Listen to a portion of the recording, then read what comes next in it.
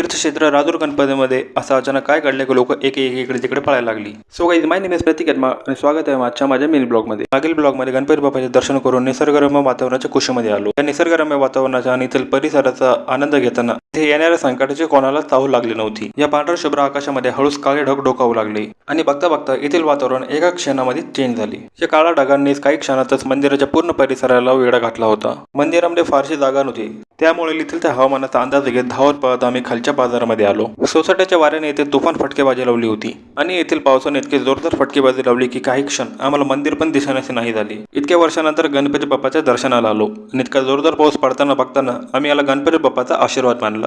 या ठिकाणी आम्ही पाऊण तास म्हणजे तब्बल 45 मिनिटं या निसर्गरम्य वातावरणाचा आनंद घेतला आणि तब्बल पाऊण तासानंतर हा पाऊस पूर्णपणे थांबला. आणि मंडळी, काही कारणामुळे हा ब्लॉग थोडा लेट आला, त्यामुळे मी तुमच्या सर्वांची क्षमा मागतो. आणि आजचा ब्लॉग कसा वाटला हे कमेंटमध्ये नक्की सांगा आणि आपल्या चॅनलला सबस्क्राईब नक्की करा.